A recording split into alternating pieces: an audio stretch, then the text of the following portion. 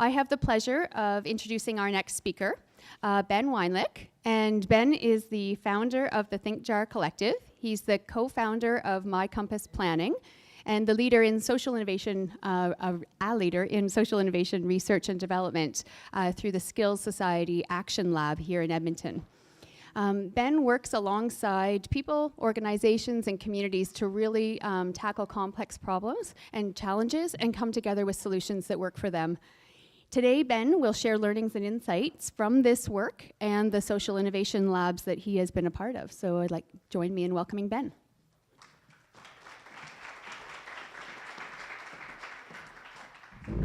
Thanks, folks, for having me here. And I just got a bit of a rundown of kind of who's in the room, and it seems like it's a good mix of health folks, community folks in all different ways, and that everybody's kind of in this space to try to tackle problems better for health and well-being in community, right? Is that generally right? Okay, I got a woot-woot, okay. We're all in the right place then. So I'm gonna share a little bit about what we've been, I'd say, mucking around with and trying to improve processes and outcomes, especially for marginalized folks in different communities, through this weird thing that's starting to emerge called social innovation labs. So I'm going to go a little bit and show some examples and some theory around that. Often with labs, we have some kind of activity with it, but this time today, it'll be a to be continued. If you're interested in learning more, there's lots of ways to get involved. And there's a lot of labs happening at many different levels, at the provincial level, at the city level. Is anybody here involved in the Recover project, the City Recover project? So some folks in that. So there's a lot of stuff actually happening in Alberta around social innovation. Tim Draymond from the Social Innovation Generation, that was based in Toronto for a long time, he said, something strange happening in Alberta, and especially in Edmonton, that it's like the social innovation Silicon Valley of Canada. There's something going on here with all the work in many different areas to try to improve lives for folks around using these types of approaches. So what is this we're talking about? First off, I want to share a little bit. I love this from Douglas Adams. Anything exists when you're born is part of the natural order. Anything invented between your 15 and 35 is new and exciting. You can probably get a career in it. Anything invented after you're 35 is against the natural order of things. So I'm past this 35 thing now, and already it's set in of like, oh yeah, we've tried this isn't gonna work, that's not gonna work. That's already started to set in the brain, and then you gotta start to watch that when that happens. So just looking at those biases, when we're exposed to something new, and you could argue too, is it really new or is it a remix of different things that are out there, right? And I would say it is a remix, it's not all totally new stuff. But just be aware of where our brains are at with that. They say in terms of music, we stop being interested, our brains stop being open to new kinds of music after about, I think it's 31 or something like that, unless you consciously go for the growth mindset to work on that. So just be aware, some of this might be new, some of it might be like, oh yeah, okay, he's using different language around it, but we've been doing those things. Or as my colleague Jody Callahoo Stonehouse, we work on with Indigenous communities working on this stuff, she's like, systems thinking, social innovation, we've been doing this for thousands of years. Stop messing around, this is a new thing. So there's that tension as well to be aware of. So big thing, that guides work that I try to steward and try not to screw up for a community and try to do well, is how do we problem solve better and how do we get to root causes of challenges? And social innovation is trying to get to those root causes of challenges so we don't just keep doing Band-Aid solutions, so we don't do this kind of stuff. It seems like, oh, we did a fix here and then through this interconnected domino effect, something comes back and makes things worse, right? At one time in the world in the early 1800s, horse manure and horse manure dust was one of the big problems in cities throughout the world. And Henry Ford came along and said, cars are going to solve this environmental problem, right? Yeah, and now we're in a new situation, right? And this happens all the time. It's a human thing. Humans, we're not all that good at thinking long-term, way deep into the future. We're generally kind of short-term thinkers, even though we'd like to believe we're better at the long-term. So it's tough for us. It's something we need to get better at and work on through some of the stuff we're talking about here.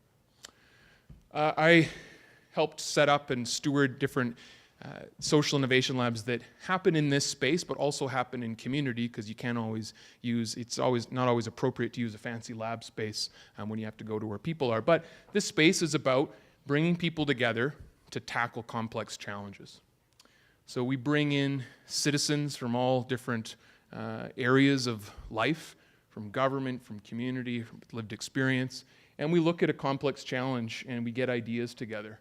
And prototype those, and I'm going to explain a bit of what that looks like. We do use all these different tools that are in social innovation to try to understand from different perspectives. So a little bit about what it looks like in these labs. So what about this social, have you already had a talk on social innovation? No.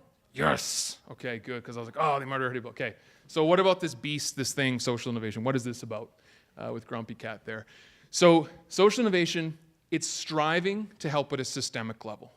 We all like to say this, but most of us, when we're thinking of new possibilities to make things better, it often starts at an individual or a programmatic, or how do we help this organization? And we need to not throw wet blankets on people and organizations that are trying to do things differently. If we're just kind of coming out of the status quo and trying to improve some stuff, and we say, you're not doing social innovation yet because you're not having deep systemic impact at a systemic level, well, don't be a killjoy on that. People are just trying to do some new things. But generally, it's trying to move at that systemic level to get to root causes.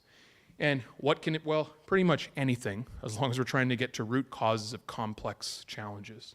So legislation, policy, a principle, a way of working together to tackle hard things. Some key things we're up against when we're striving for innovation. Social innovation or other kinds of innovation. And when we're trying to do things differently for the benefit of people, for the benefit of making systems more humanized, all of that kind of stuff. Fetish for novelty. We have to be careful. If we're just super stoked about always the new shiny things, be careful of that. There's wisdom, there's stuff that's been going on for thousands of years that is important to recognize. So really cool person, Alit Mansky. He's a social innovator. He has a great book, 6 Patterns of Social Innovation. He and his wife and others helped develop their RDSP, the Registered Disability Savings Plan.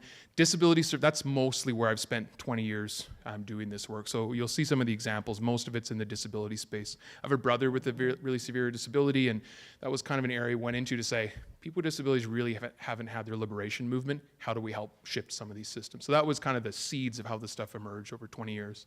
So Alit Mansky, innovation's a mixture of the old and the new with a dash of surprise.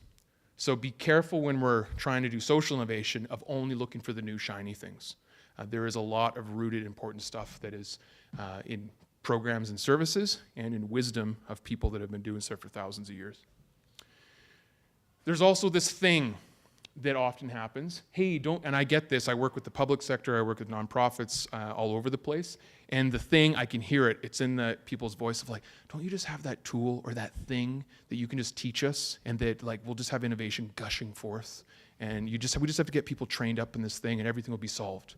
So it's this hope that there's silver bullet solutions to things, right? And in social innovation, there's no such thing as a silver bullet, but only silver buckshot, right? So we have some patterns that we put out there. So that's a thing that we're up against.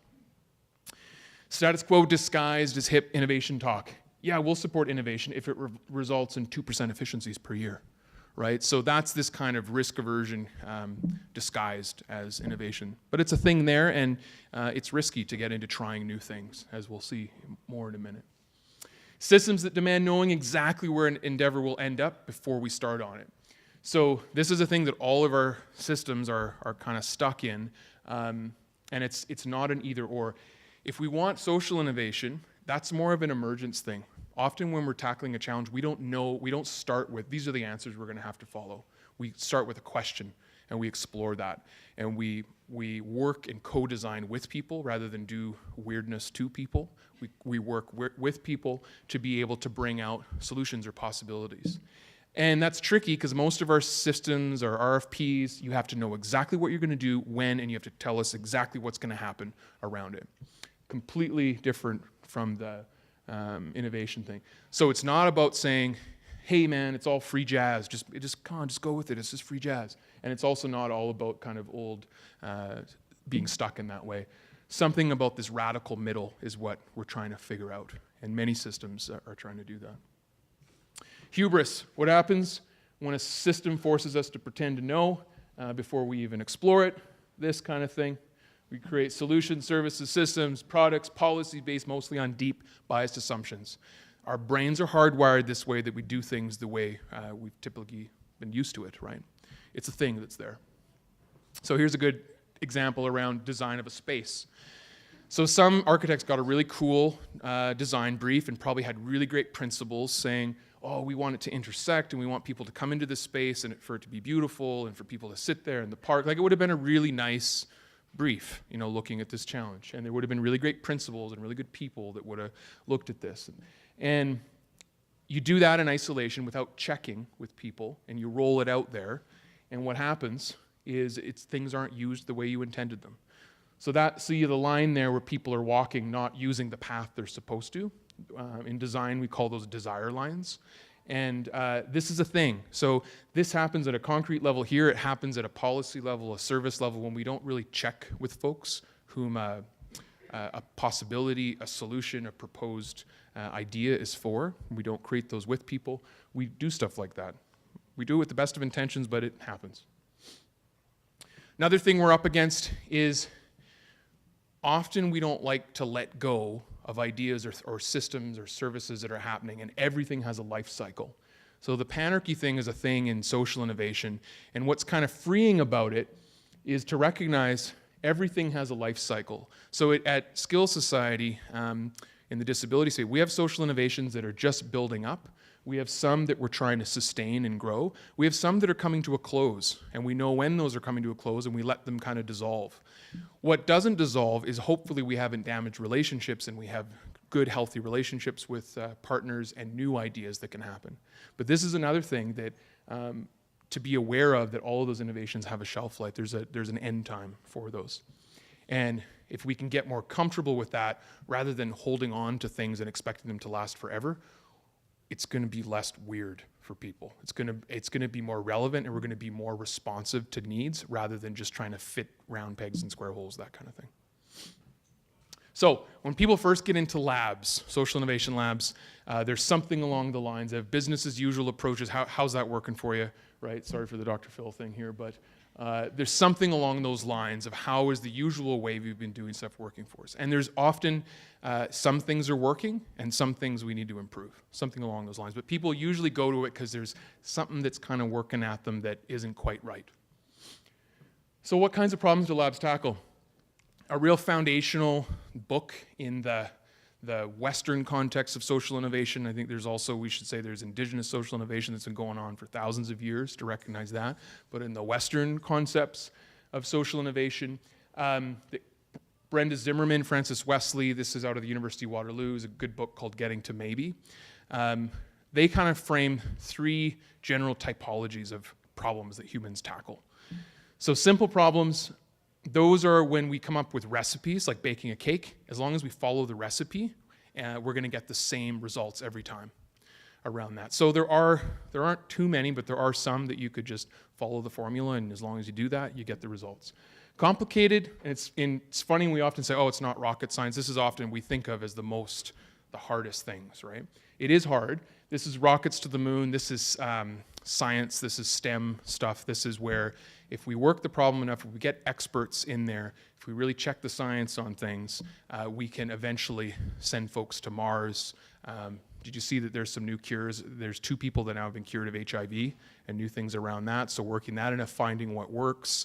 Those are in the realm of complicated problems, right? Complex. This is the realm of humans and humans' interaction with environment and all those complex pieces. If we move one thing over here, how that affects over there, how it's interconnected. What makes it complex is there aren't necessarily right and wrong answers.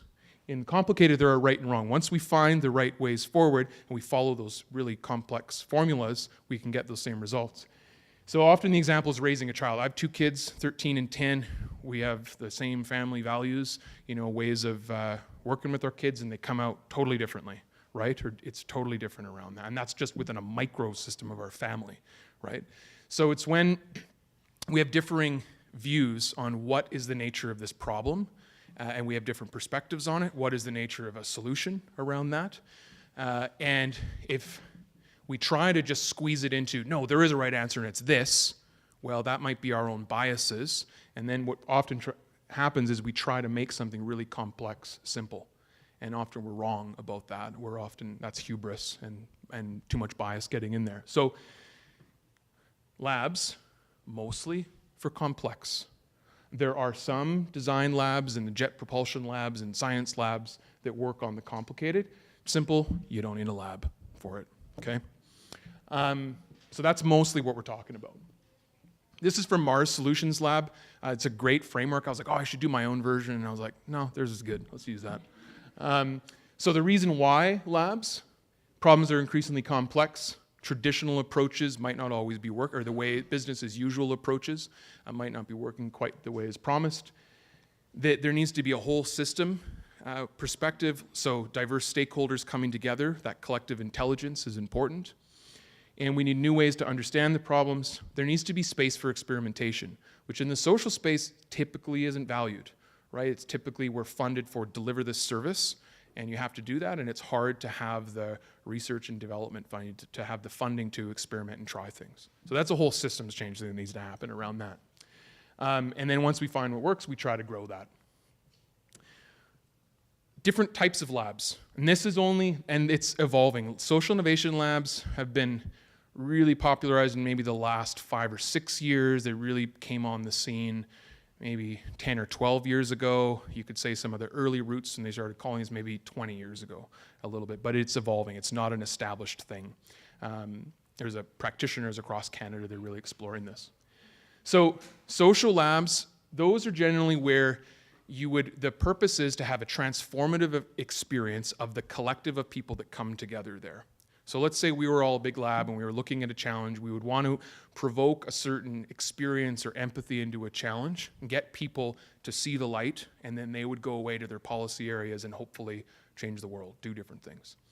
It's very tricky to do that, and often what's hard there is to see what are the actual behavior changes, what are the things that happen after it. But that's generally social labs on that side. Design labs on the other side, they are more focused on, this is also more on big systems perspective. Design lab is more at an individual, what do people need in a system, right? So it's a little more on the ground, what people need, and it looks a little bit more practical. What are some practical services, ways of exploring it? So in AHS, there's a design for AHS team that they're looking and using design lab approaches and sprints around that's embedded in AHS. It's a pretty cool group that's doing that. Social innovation labs, trying to do a mix of both a little bit. Oh, and so the dangers of a design lab is you can oversimplify things. You can miss the systems, the root cause stuff, because you're tweaking what's needed for people. What can be really tricky about the social labs is you get stuck in this existential systems thinking funk, which is like a new question and a new question and a new question, and you can have so many questions, and meanwhile there's people that need some help. And so it can be a little academic, and you really need to have folks that need some help, so you don't have time for that. So social innovation labs strive to do a bit of both, that you work with design thinking and systems thinking. And there's also new evolving models, but these are 3 that I've generally found and have been exploring. The feels of a lab. Generally, it starts with all kinds of ambiguity. What is this? And the thing to not do is don't go to our default way of doing stuff. We try to surf that. Don't jump to solutions. Don't jump to answers too quickly. Try to really understand and hold that complexity. Hold that we don't have the answers yet. And that's really tough for folks to do. It gets clearer as you go. You create prototypes or you create interventions, and that creates a new loop of some new things that we go on these journeys off like that. So it's iterative loops of learning and trying stuff until we start to find what works. Good social innovation labs generally do these 2. We have the systems thinking. Think of systems thinking as a 30,000 feet view. Let's look at all the moving parts. If we try to find some leverage points, pull on this, how might that influence the system? Design thinking, that's on the ground. What do people need? So those are, how do we understand, how do we empathize with those different perspectives? How do we learn from that? Common way of leading, and so a few theory things, I'm going to show you some examples to ground it, okay? So common and often short-sighted way. So we convene policymakers, experts give an opinion, make a new program or intervention, unleash it on people and hope it works. We all, have done this kind of stuff, right? It's the way the world has kind of run in the Western world for at least the last 40, 50 years. Human-centered design, check people first. Multiple perspectives in a system. Let's look. We might ask, what is deeply needed here? What are some triggers some leverage points we could look at?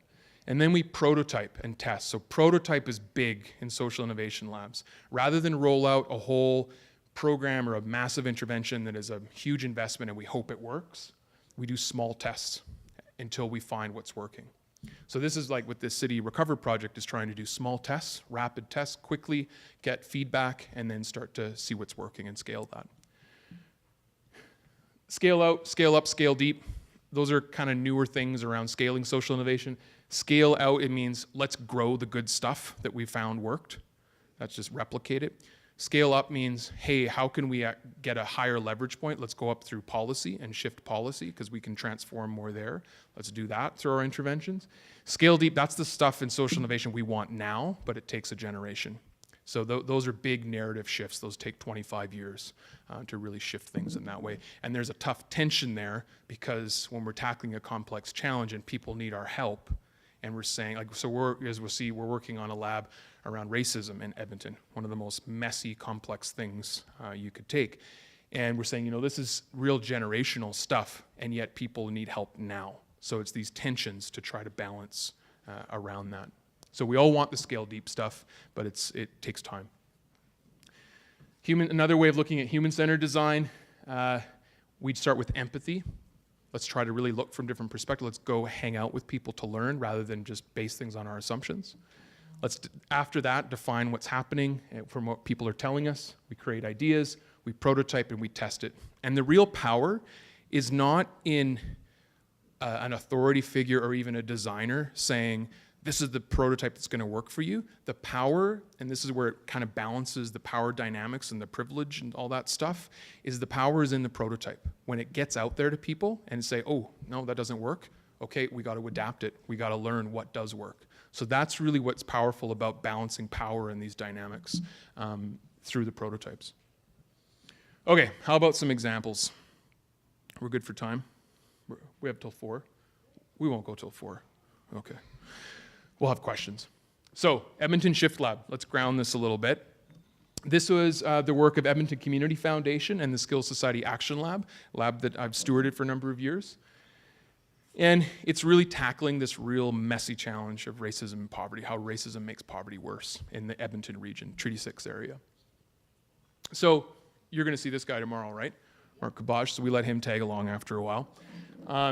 So these are this is the stewardship group that came together, and the stewardship group is really looking at how will we scope the challenge, how will we listen to community and respond to what the community is telling us, and then how do we design the workshops, the processes based on what the community is telling us. And we went for diversity around this group, and it's almost on 3 years that we started this. So I'm going to show you a smattering of pictures and things of what it looks like in action. This was some of the stewardship group as we were planning some of the early phases. And there's whole reports. You can go to edmontonshiftlab.ca. There's really in-depth reports there. My colleague, Jody Callahoo Stonehouse, she really is in looking at social innovation and indigenous epistemologies. Do they dovetail? Where do they not dovetail? So there's a whole bunch of things there that are really interesting to look at as well. So check that out later. But when we started, we had to go to where community is. So we went to the Intercultural Center and invited a whole bunch of different folks. Elder Gilman Cardinal sent us off in a good way when we first started. And these were new ways of doing public engagement and sense making. So brought people in, and we had all these different ways that we explored this together. So this is what's a little bit different, rather than just doing a town hall and saying, hey folks, here's what we're doing, what do you think? Around that. What's different is we created these stations with different tool sets and had different hosts. So we had these picture cards, and people would say, what's your wish for what Shift Lab's going to do? We had the seeds, weeds, and stones. What do we, in tackling racism in Edmonton, the seeds were, what do we want to see more of? The weeds were, what do we want to see less of? And the stones were, what's getting in the way? And people had ideas, and these, and for people that wouldn't be able to write those. We had people that could scribe and put those up to make it inclusive in those spaces. People really liked it because you could go and put your idea alone, so you didn't have to talk to anybody if you didn't want to, or you could talk to people. It was a real mix around that. 150 people came out. Oh, we did some of this stuff where, one thing if you're ever doing this kind of stuff where you're trying to get a scatter plot of like what people think you should focus on, don't give people one dot, give people like 20, and then you see nice clusters around it. So some of it, what we saw here, was grounded in community, need a safe space for dialogue, keep it action-oriented. I guess nobody cared about reciprocity, but probably that's fake. Yeah. So that's why you need to give people some more dots around it. And this is the team. So we convene, as you'll see, a core team that came together from community to tackle this challenge and prototype. So we had to find the core team and the lab advisory, and there's different ways. So we had 4 groups here. We had the stewardship group, the core team, the advisory, and the community voice around it that came together. So the core team, diverse cross-section in Edmonton, change makers, folks that wanted to make a difference around racism. Advisory, they weren't governance, they were hands-on levers in different systems to be able to help and say, hey, you should consider this, or oh, go talk to this person, and things like that, and gave insights as well because we worked with them in the lab team as well. We had to create some guiding principles. So the stewards started with, we foster a safe experimental space, we create solutions with people, not to people, we embrace new ways of thinking and doing, we focus on impact. And then we went to the core team and said, okay, we're going to be working on this real tough challenge. Guiding principles are really essential in complexity. They're not rules, they're guiding principles that are important to move forward. And they said, share airtime, be careful of taking up too much space, recognize trauma can be triggered when you're digging into this, be careful, own your shit, which was good, hold ideas lightly, keep it confidential, embrace what challenges us, and they invented a new word, innovation and action. And these would be reflected on every time we would get together, and we would have a participant observer. It was never a steward, but somebody from the core team that would say, are we living these values, or are we messing up and we need to get better? So that would keep the power and privilege in check as we were going forward. We started with messy sense making. So we did all this systems mapping stuff, which are tools and labs to be able to look at a real tough challenge. And so we started to get people to look at from these people's perspective, where is racism happening in Edmonton? And then where does it overlap and make poverty worse? And that was really messy because one of the things we also learned, you'll see in our report, it's never really a good idea to start with a really vast scope in a lab unless you have massive resources and massive amount of people to be able to tackle that. So what we got feedback from community was, even though we had a diverse stewardship team, who are we to decide what the area is to focus on? And so we said, okay, we'll do that. And so we went to community, but it also made it way, way more complex to find those pieces because, surprise, every person we talked to had a different perspective on what needed to be focused on. So what we did in the second round, which we've just launched after a year of research, was we did more community consultations, more lit review research, looked at, as you'll see, looked at a whole bunch of different areas that scoped it, and we have 4 teams that are working in a different way now. But this was Shift Lab 1.0. We scoped it with the community, learned, and you'll see in our report why this approach doesn't quite work. So, but they did well, and they did actually come up with wicked good prototypes that are still in the process of coming out. So there were some good things. So systems mapping, the teams landed on housing. They wanted to, and there was 3 areas. How do we create a tool that identifies racial prejudice in assessing housing? And how might we design an inclusive community that embraces affordable housing? And how do we create a targeted program or service that meets the needs of racialized tenants and landlords?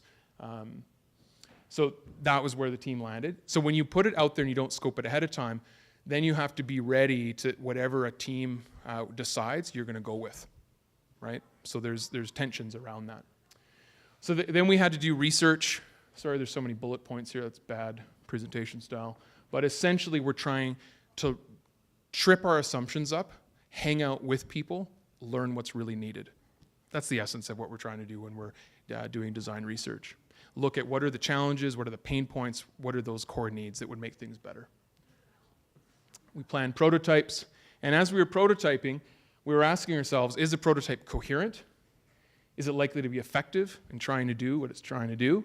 Is it feasible? Is it viable? And is it ultimately testable? Or is it just a really abstract thing? And that's tough to kind of steward folks to make sure that a prototype is testable and not just an abstraction. So 3 came out, Landlord Diversity Certificate Program that a team created, which was essentially around what if we got landlords to go through a certain amount of training and kind of to get a stamp, like the LEED certification, to say we're certified, we understand some of the diversity aspects of, smudging needs to happen in a place, or there needs to be other considerations around it, and we get that, and we're making accommodations and things like that. So that was this program, very cool, and this is in trying to launch this further right now. Journey to YIMBY, which was taken on by Interfaith Housing to kind of build on this one and explore it. And so they're trying to see what the next steps are with it. So the yes in my backyard rather than the no in my backyard. And so this was a toolkit for nonprofits trying to create a social housing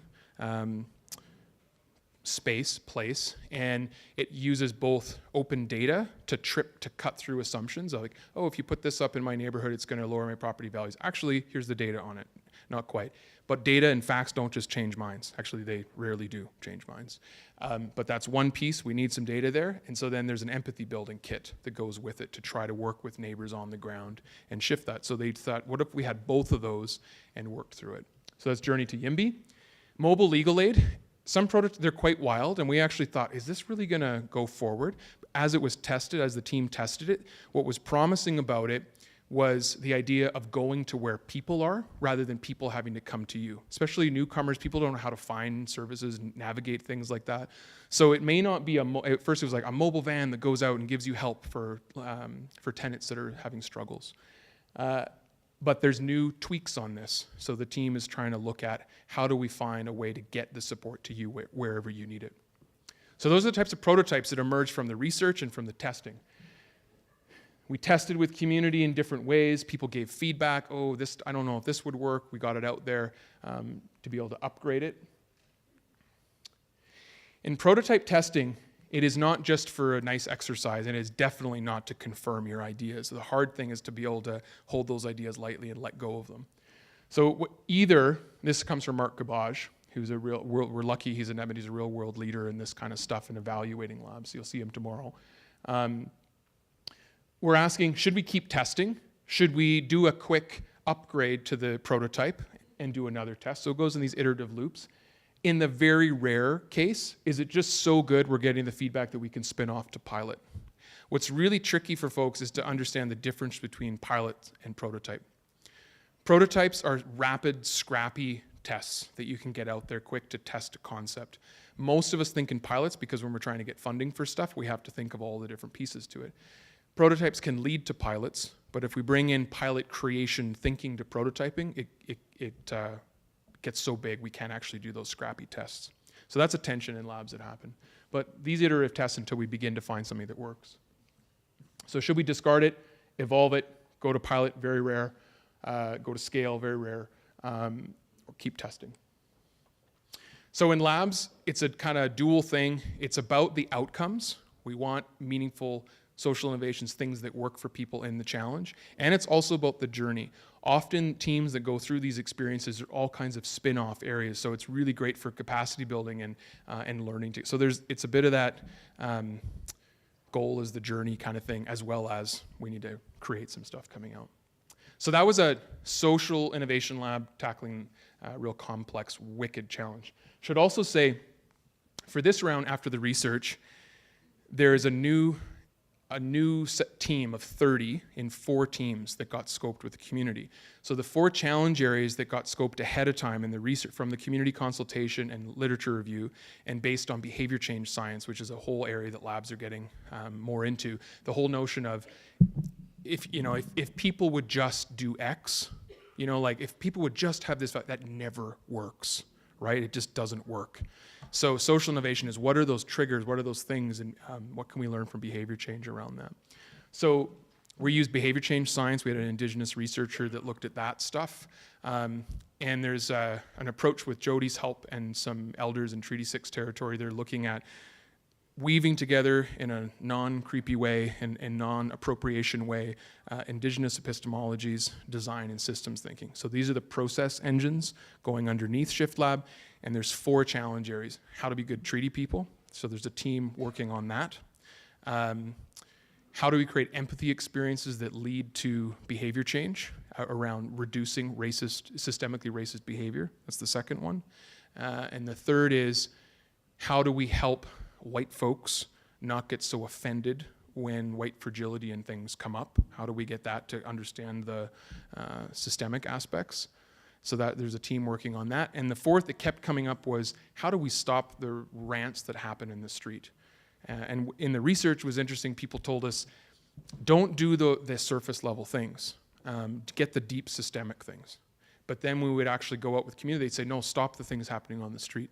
So we kind of had to weigh that we had these completely opposite views coming up all the time, and we said, we're going to have a team that's going to work on the overt, how do we stop the stuff on the street? Because most of the funding and the things that's coming out, and the reason why this is more of an issue and trying to be addressed is because of those overt things. So that's where Shift Lab's at. So now, in that, remember we saw the Social Innovation Lab, Design Lab, Social Lab. So this is more of a design approach, looking at how do we humanize case management for people with disabilities, essentially. Make it less weird for folks. So big challenge was, there's been a challenge in the disability sector for a long time. How do we make our systems really focused on people rather than what's just needed in the system? So often people, when they're getting PDD supports, disability supports, they get a case file, they get a number, they get what their disability is, and often there's a history that that's how we would describe people, right? And so there's this kind of dehumanizing perspective. So we want less of the fixing people and more of the how do we launch people and help people to have the good lives that they deserve? How do we help people live? So that's been a thing for many years. Our big question was, how do we create a flexible, more client-centered social service case management reporting process that works for people served and reporting to funders? Social innovation or innovation is the point in between the horns of the dilemma. So often it's, what are these extreme perspectives? So on the one side, we had the system saying, we need a case management tool that's standardized, that works for everybody. And then you had people saying, screw that, I can't be standardized, I'm a human and I have unique needs, don't fit me in a box, right? And you'd have fighting back and forth and no innovation. What my compass set out to do was, how do we feed the beast and do those things that need to happen and keep things patient-centered, client-centered, person-centered to make that more humanized? Oh yeah, boom, twisty. So we had to look, this is a big thing in labs. How do we do a 360-degree view? Most of us, I don't come from a social innovation or a design space. I come from Paulo Freire background of how you do rights-based work. That's the basis of how we did stuff in the disability space. And you go to where people are and you support and do grassroots, right? All the answers come from there, people. That's what we would say. What was hard that went against the way we typically do things was we had to look all through. We had to talk to policymakers, we had to talk to family members, service delivery folks, managers, had to get insights. There could be great insights that come from all of those stakeholders, right? So we did that over 6 years. This is in our lab. We did really rough prototype testing of questions and what would be things that would humanize the process a bit more. We did real scrappy paper prototyping. We did lots of design jams with different stakeholders. People with disabilities from across the province came together and said, these questions are weird, don't ask them. These questions are the kind of questions we want to hear. This is what makes me feel more involved in it. This is what makes me feel excluded. You know, please change that. So we did a lot of this stuff. And what it helps do when you're doing those tests is we often have these ideas. What's pictured in our head, it's going to be a certain way, right? And the solution that we could never have imagined starts to emerge through this kind of testing in this way. I don't know why I have that. That is a cool picture of the king. That's the measure of a yard, I think. You know, there's the thing. No colonialism messages here. But now that I see that in the space, I could imagine. So it's this idea that what we think is the way it should be is not how it actually, once we test it and get it out there, right? So we created this tool. It's the only tool out there where people are at the center and they actually are involved in creating their plans. You're going to see a little video in a second. Hopefully it's not going to blast us too loud. So what am I talking about? Here's the kind of thing that came out of a lab process, and this is spreading across Canada. My Compass Planning is about creating service plans where people with disabilities and their families are at the helm, guiding the plans. It's a case management tool that's more humanized, that keeps people and family voices at the forefront, as well as people's circles of support involved, and really is about planning to ensure that people can live lives they want to live, and that there's accountability and support to help people experience and enjoy all the things that make life great. I like to be a part of it. I like to access my goals, and I like to choose who can help me blossom. I like to comment on pictures, and I like everything. Some of the problems with the old system was that the people weren't as involved in the process, that once the document was made, there wasn't a whole lot of interaction with them and how those goals were established.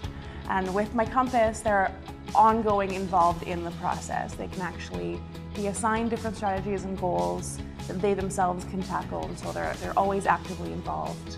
My Compass has a lots of benefits. First of all, it has a flexibility, freedom, it saves our time and skill.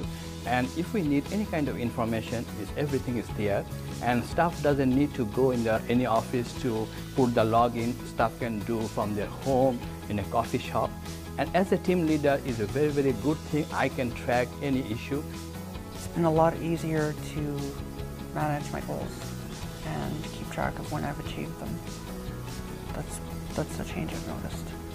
A moment that sticks out for me was hearing about Brandon and the way he's naturally engaging with My Compass and connecting with folks through and uploading pictures and saying what he's been up to and what he's doing. That to me was like, oh great, this is what we've wanted My Compass to be, where people can really interact in meaningful, positive ways, share what they're excited about, and ask for whatever support they may need around that. This is what we want My Compass to be, that it nudges folks to not just settle for the good enough life, but really strive for the good life.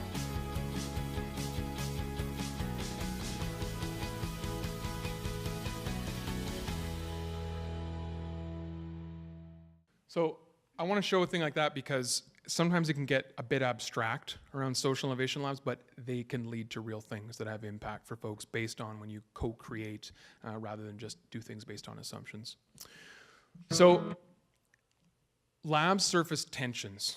You'll hear that word a lot in the social innovation space. And what it's about is, rather than just saying things are black and white, or it's this or it's that will surface things like, well, there's going to be aspects of we want democratic decision making, but some of it's going to be really rapid, right? So there's going to be a tension there. We want everything to be democratic, but if we want rapid feedback, we're going to have to move some things forward. We're going to have experienced perspectives and fresh new perspectives. That's going to be something to navigate. We're going to have privileged perspectives. We're going to have marginalized perspectives. We're going to have really good ideas to implement, but come from a privileged expert. We're going to have passionate ideas from people with lived experience, but the ideas don't address the issue. We're going to make systemic interventions. We're going to make interventions needed by people the lab teams have bias or connections with. We're going to have quantitative data, qualitative. Doing what lab participants are used to, trying new things. Traditional knowledge in a domain, new knowledge. One perspective, another perspective. Addressing root causes, only addressing symptoms. So these are things that you're not just going to say only on this side. It's not going to happen. It doesn't work like that. You're going to have tensions throughout, and it's about, Mark uses this a lot, roughly right.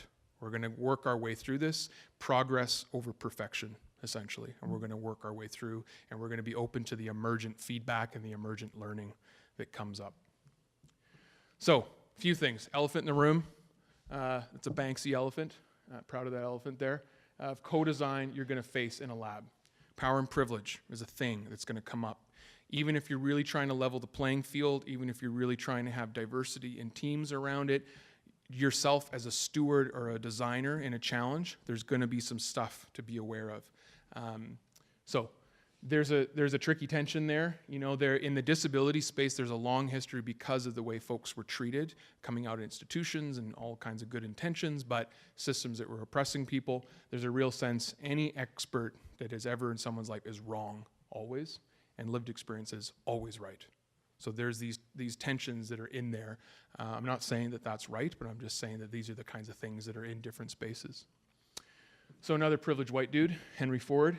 So this is an interesting piece that will be in there. He said if we would have asked the people what they wanted, they would have said faster horses.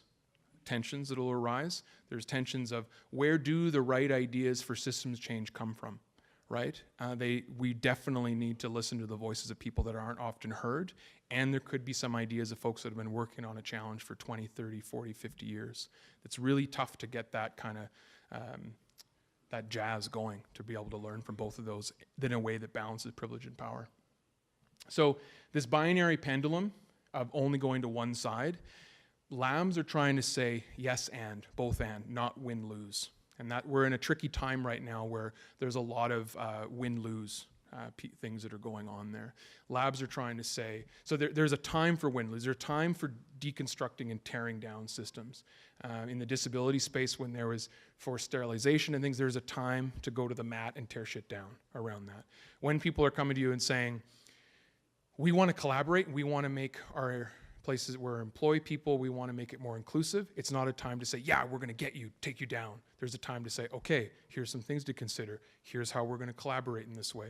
So there's a time to tear stuff down and there's a time to collaborate. It's not binary. It's not either or. So in the disability space, expert was always the oppressor because there was a real precedent. It was real for folks. Hello? Yep. So that is really real. It needs to be considered. And that people's voices weren't considered. It's more complex though, right? In the health area, there's a lot of areas where expertise and doctors and that wisdom are making people's lives better. It's not a all bad kind of thing. And how do we listen to people's unique needs around that? So, in general, for labs to be effective, we generally need these 3 points. We need insights from people, from lived experience, from the folks that are struggling with the challenge, and to be sensitive to the folks there, not to just kind of say, hey, tell me about all these challenges. Like, don't be creepy around that. The general thing, like in labs, just don't be creepy is kind of the general principle going forward. So insights from people, insights from the lab participants, the folks that are exploring that, those insights that come up through the research, through the exploration with folks, those insights are powerful and those are important. And we all, actually most labs struggle with this, we need to get better at it. We also need to have the point of let's look at rigorous research, let's look at the quantitative data, let's look at trends around that. Those 3 together is the magic, and there's no formula for it, right? It's those pieces that generally come together to help create the interventions and based on diverse stakeholders that are part of it. So the last thing I'm going to talk about is another key piece to labs is this co-design aspect, that we're co-creating with people rather than doing weirdness to people. So it's about gaining insight from folks with the challenge. It doesn't necessarily mean that everybody is designing the interventions. And that's often a misunderstanding around co-design. But it means we need to go real deep and hang out with people to really make sure we're keeping those assumptions in check. So it can help keep biases in check. We can strive for deeper input from folks. It can acknowledge good ideas can come from anywhere. And it can be a more engaging sense-making consultation, as you saw in some of those examples. This was a lab we did with the city at End Poverty Edmonton. We were looking at policy change. The coolest prototype was a prototype of something Abdi, which is a little astronaut here, and he's got a little sign on his astronaut thing calling policy change around it. So we have this community in here, and we had designers, and we were testing and looking at principles of how we could shift around making systems more accessible for newcomers, essentially, in different ways. This is part of that lab. This is a lab that, this is thanks to the City of Edmonton and the Recover Project. So this is one of them. There was many areas looking at Boyle Street. And initially this started as, how do we make this area feel safer? And then we said, that's kind of weird. This is a people's community. How do we strengthen space to strengthen relationships in the area is kind of what became the key question.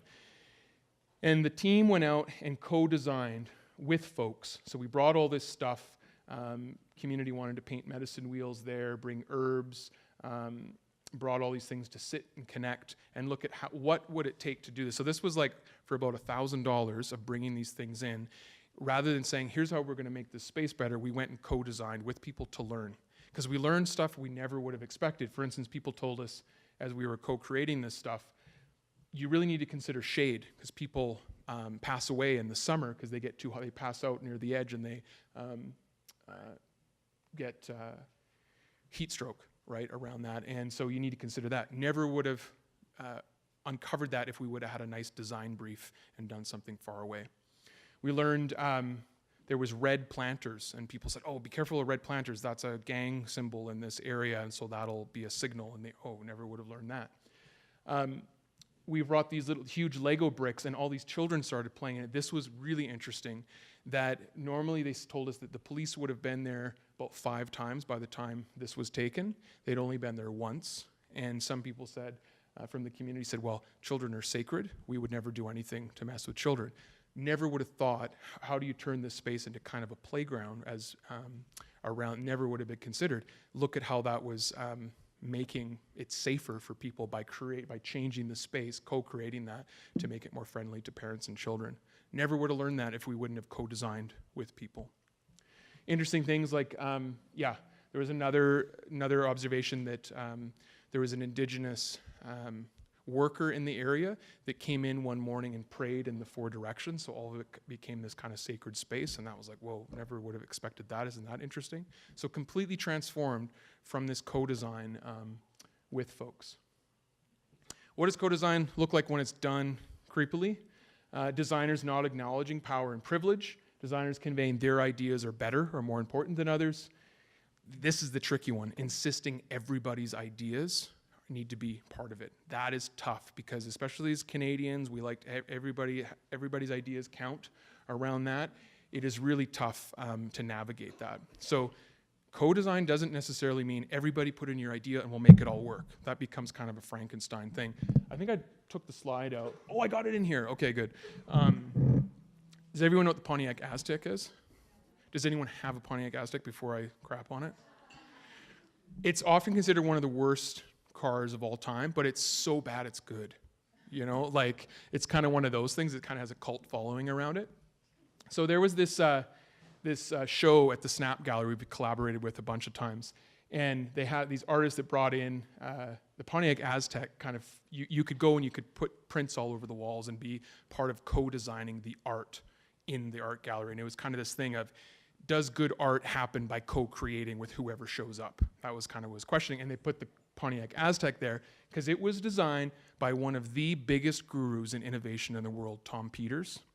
And it was all designed by committee, and it was all dot-mocracy, dot voting, and this beast called the Pontiac Aztek was created out of it. It was everybody's idea, bring it all in, and it created that.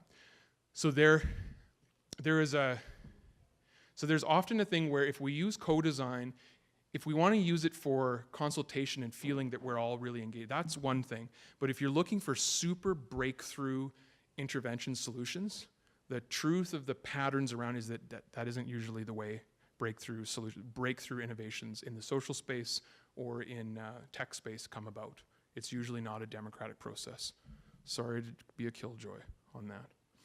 But so there's some things so this is a thing actually we're working with a bunch of labs right now. When do we want to use the process to really have honest work with people to gain ideas? And when is it time to say, okay, we've heard this, what are the different insights, what are the different perspectives we need to bring in to create the interventions that work for people?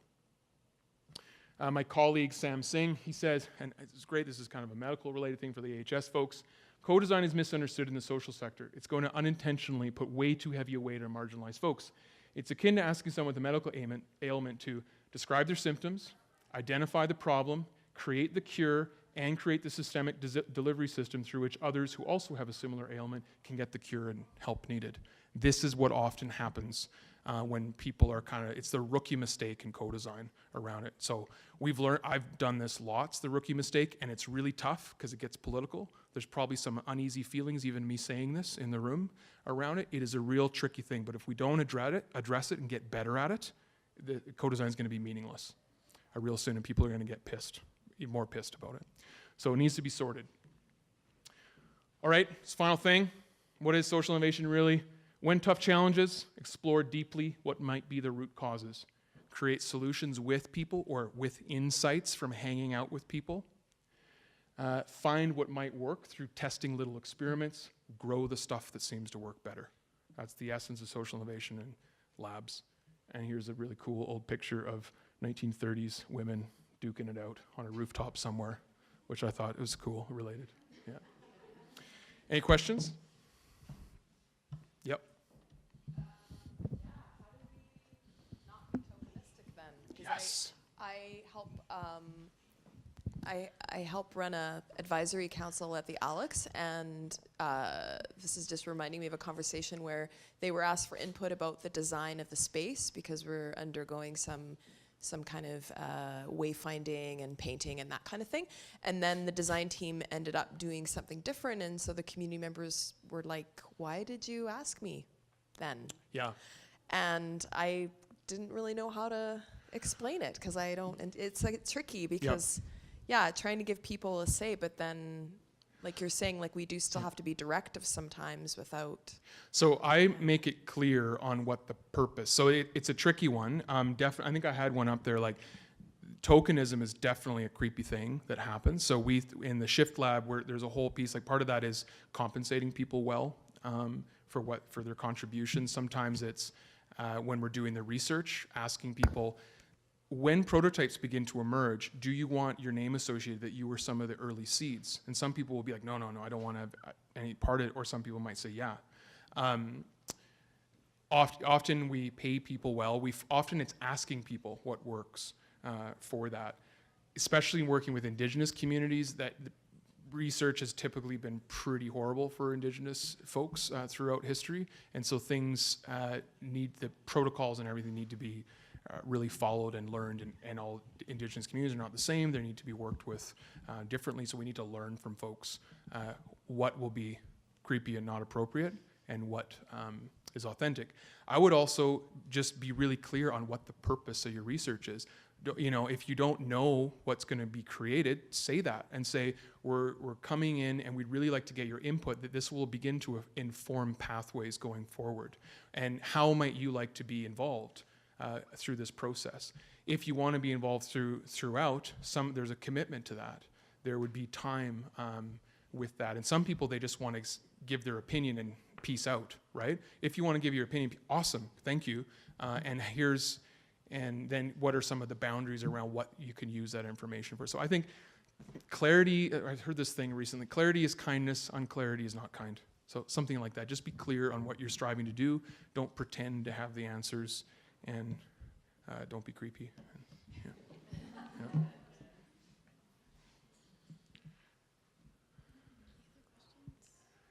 Other questions?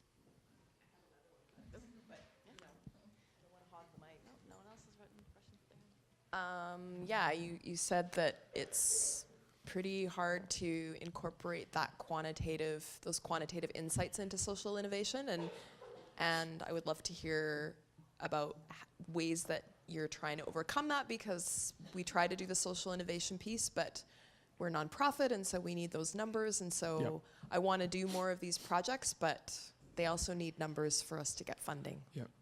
So for the Shift Lab for 2.0, we had a pre-lab research area. And based on what we heard from community and the testing, we had 3 research areas, and we hired researchers in it. So one was around, what are some promising signals around how we want to do this triple helix approach and weave Indigenous epistemologies and keep it linked to Treaty 6 territory. This is what Jody leads on it, so I can't speak for all of that stuff. But we hired folks to explore some promising patterns, areas around that. And we also saw behavior change science is a real important piece that we all need to be looking at, because a lot of the ways we think we make change don't work the way we think it should, or the way we feel it should. So we hired a researcher that looked at that and did a lit review and pulled out insights from that. And there's actually, if anyone's interested, this is public, I can send it to you. We took all these insights from a year of research and created the Shift Lab 2.0 primer, which linked the research insights, and we just launched the team of 30 working in 4 design teams doing this that are going off, and they have the basis of here's things we need to pay attention to around behavior change science. Here's things we need to pay attention to around indigenous processes. Here's things we need to pay attention to around design and systems thinking. And here's what, there was another research group on what are some promising signals that work around anti-racism work. Yeah. So hiring some folks around that. Generally, design labs, they are more intuitive based. And that's generally the case, but labs are starting to look at how do we upgrade that. A few folks that are doing it really well, the Alberta CoLab folks, government lab, they're doing it better because they integrate foresight. Mars Solutions Lab's doing it better. There's a group out of the States called Ideas 42, and they're trying to upgrade this as well. And generally people are talking about it in the lab space to say, how do we link both? And then it comes into, well, it can get into the what is truth, what is, becomes kind of relative around what about indigenous ways of knowing and then science and where does that come together and all of those pieces. So it's tensions. How do we say it's not right and wrong, it's how are we navigating those tensions and yeah.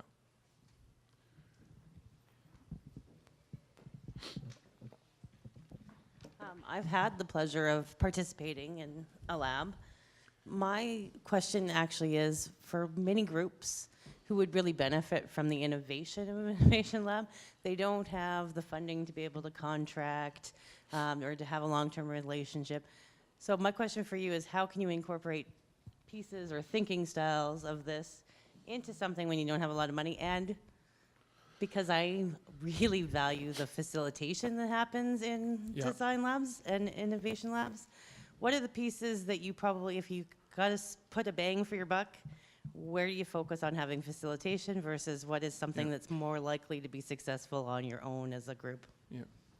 I mean, what I hear in that is this is the pressure in social services and nonprofits that we're funded for, so you got to deliver these and we're not. So there's a whole big systemic, there are some folks working on this around structures for how do we get more serious about the research side and investing in, we don't know exactly where something's going, we're going to have this kind of research and development area. So there's a major pressure that's there. And then the question becomes, okay, well, is it worthwhile just doing a little bit, like just kind of scratching the surface, and can we just do a little bit? And that's up to you to kind of decide. And to me, I think there is some value around if people are stuck in doing things the same way, if you can bring in some design approach or prototyping approach.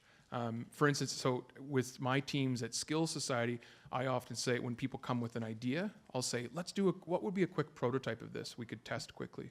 So that's integrate. We're not doing a whole lab, but we're saying our typical ways we roll out a pilot.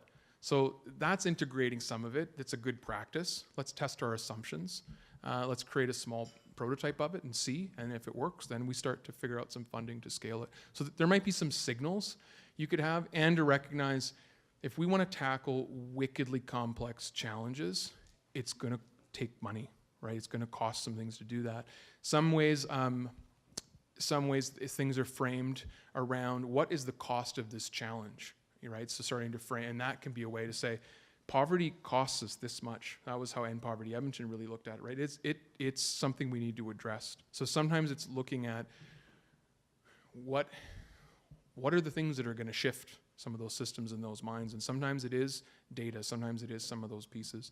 I guess it's, if you are stuck on it should be this way, you're probably going to be your own, you're going to be your own barrier getting forward. So in my compass, rather than say you shouldn't be measuring these things or you shouldn't be making us do this, we said, okay, what do you need? How do we get those quality of life measures that maybe are a little oversimplified, but how do we get those and have them not get in the way of people's lives? So we can get you the information you need and we can focus on the humanized side. That's how we address it. That's why it became an innovation that people wanted it, rather than it should be this way kind of thing. I don't know. It was a tangent that went off there. Did that land somewhere? I think so. I think for myself, I'm just thinking about, in particular, I'm thinking about some of the community choose well groups that are here tonight or today. I'm ready for bed already. Who, they're out there, they're champions, they exist, they're working together collaboratively, but they're each coming with a different organizational hat, may or may not be able to bring themselves into a position where they can, but they're recognizing some common concerns or challenges. So I guess I didn't get the answer I wanted from you, so I'm going to throw my own in. Yep. And that is because I have had some dealings with the End Poverty Edmonton as well, and things like that, is sometimes you need to find the right stakeholder to come bring to your table who could have the pocketbook, like your municipality. Maybe one last one? Yeah. Still a few minutes left. Anyone else have a question? No? Yeah? There's a few others here. Is there someone over here? Yeah. Hi, so I work in community services and I have a question. How do you create solutions with people when you're tasked to do it for them? Yeah. That's kind of that's the big question. Well, I think it was kind of what we were illustrating, or so I was trying to illustrate, that partly it's hanging out with people to understand. So first you start to identify, these are the gaps, these are the pain points. Let's hang out and learn. So rather than just a survey, I love this thing. It said, surveying 500 people, you might get 10 insights. Hanging out with 10 people, you might get 500 insights. So part of it is we want to trip up those assumptions we have around it. I would say also it may be a piece of we're tasked with doing stuff for, I don't know if that's even in our disability space. We're tasked with doing stuff alongside. You know, yes, we are funded to be able to provide safe services to people with disabilities and help people thrive and be included in community and all of those great things. But we frame it as we do it alongside people. So some of it is how you frame that and look at those pieces. And so with you saying that then, so how do we actually get the message across to the people that are tasking us to do it this way? To which people? Oh, so for example, somebody in authority. Yeah. So this is the way I want to create solutions, by working with people and not doing it for them. So how do I actually get that message across to the people who are saying to me that your task is to create solutions for people rather than work with them? How do I get that message across to them? That does that make sense? Yeah, I mean, it's a question I think we all tackle and struggle with around that. I think one, through modeling, so how you're doing this already. Like, here's some things, way we've tackled this, and here's how we've done this in a co-design way, right? So one would be showing some evidence. One would be saying, you know, look at the different examples at the provincial, municipal level that are striving for things like this and trying to get better at it. Not everyone might be doing it perfectly, but it's not about perfection, it's about progress. So let's look at those promising examples and see what's working. Why don't you look at something that's been happening with the City Recover project? There's some promising things there. Why don't we look at what's happened with Shift Lab? Why don't we look at what's happened at these where they're striving for co-design? So point to some evidence if they need the evidence to it, and lead by example to try it. And I mean, I can't give you a silver bullet, you know, around it. It's complexity. They're in their own systems. We're in our own systems. If we get into us versus them, we're not going to have progress, right? So if all else fails, contact you. No, there's many people. There's many people in this room, I'm sure, that are doing this kind of work. Yeah. Thank you. Tap into your community. Yeah. One more question, if there is one. Oh. I have a question around evaluation when we provide social service. And is that a linear thinking concept, or do you conquer that in Design Lab? Is Mark tackling that tomorrow? Okay, so I could say a little bit. So we talk about developmental evaluation, and that is a key thing for evaluation in complexity. So I'm trying to put on my Mark Kabajek. He's a world leader in developmental evaluation. Also Michael Quinn Patton, who's been in this very hall a few times and looking at those sorts of things. So typical, let me see if I can get this right. Typical evaluation, often it's, you said you're gonna do this with your program, or did you achieve it? You know, if you didn't, okay, why not? And those kinds of things, right? There are times for that type of evaluation. In complexity, developmental evaluation is really about what are we learning about the nature of the problem? What is the collective that's trying to make a difference? What are we learning around what we need to get better at in terms of problem-solving process? It really highlights, the key thing I've found with it is it's responsive and adaptive to the emergent stuff. So, whoa, this is popping up. We need to pay attention to it. What are the implications for how we're going to set our next pathways forward? Whoa, now this is popping up. How are we going to adapt to it? So it's this iterative, adaptive loops of learning through it. And then there are times where, okay, now we need to do some traditional evaluation of a prototype around it. So I'd say there's a lot to learn around developmental evaluation. Developmental evaluation is meant to support the innovators, support the folks that are trying to do the change work, right? Support them to keep moving forward, keep adapting and learning rather than getting stuck. That's the essential thing. So I'd say development evaluation, that's what we have integrated. If you want an example of it, check out the Edmonton Shift Lab report. Mark worked with us there. It's used across the country as an example of good developmental evaluation. You'll see exactly what that looks like in practice. Yeah. Okay. Thanks, everybody.